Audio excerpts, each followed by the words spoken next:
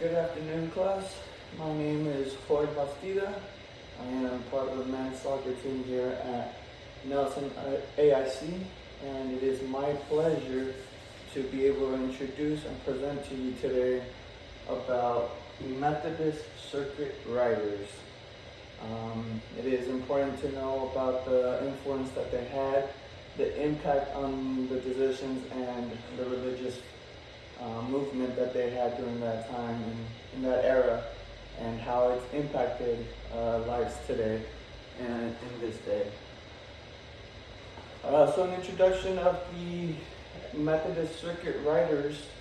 Methodist circuit riders were around during the late 17th, so 1780, 1790, around that time, all the way through the 18th century, up to the 19th century. And obviously we can still see some of their influence and movement today with the religion aspect in our society. Their mission was to spread the word of God in rural and remote communities. Needless to say, their mission was to simply go out and spread the good word of Jesus and show the teaching of the Bible to communities that were had limited resources and simply didn't have access to religion and the aspect of Bibles and preaching and gatherings and all that work. So the circuit riders really were heavy on that, spreading the word of God. Local Methodists that would travel on horseback to preach. In fact, the circuit riders are also known as horse preachers, given that they would travel mainly on horseback to go and spread the word. Keep in mind, horseback riding, you have very limited resources in the aspect of what you can travel. So when they would travel, it would be very light. They would carry just a simple fishing pole if they needed to go fishing for food, or they carried a saddle, and it was symbolism of the life that we carry with us, but it's always with us. So that was they're heavy on that. So some important figures from during this time. To begin with, John Wesley is an English Methodist who influenced the ministerial role. John Wesley was an English preacher, a theologian, and an evangelist who founded the Methodist movement. So it began in England. Methodism movement began in England and was eventually outreached to the United States. It settled in locations. Well, it began in Michigan, but it also spread all of the southern states, all through Louisiana, Indiana, Kentucky, Tennessee. They would do.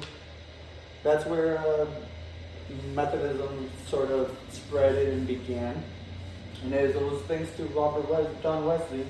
However, Francis Asbury, he was John Wesley's general manager, and he was responsible for organizing the circuits, so he gets a lot of credibility in the aspect of simply organizing and controlling and administering people and being able to preach, how the assemblies are held and everything. So Francis Asbury was an important figure in that aspect in that role.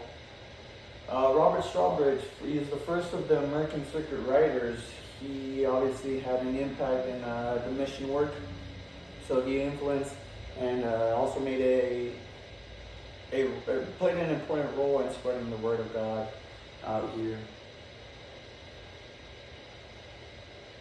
So like we mentioned, they left a religious force that would consist of meetings in cabins, ballrooms, or outdoors such as campsites. There are still popular campsites that are historically preserved and conserved for the Methodism religion.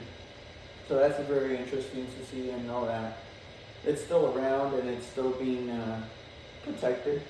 Many had skinned, kind of like the work commenced, the results of years of writing outdoors. So, like what we mentioned, there was just harsh living conditions, the writing conditions.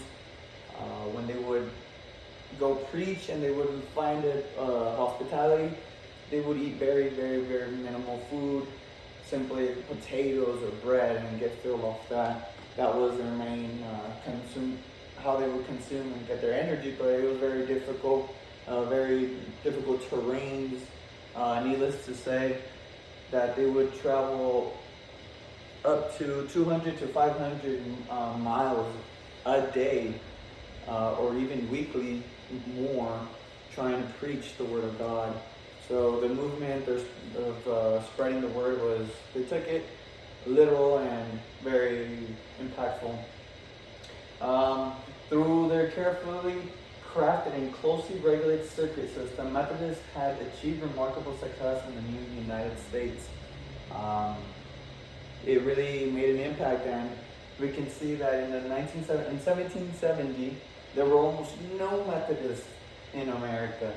But by the end of 1850, or by 1850, there were by far the nation's largest religious group.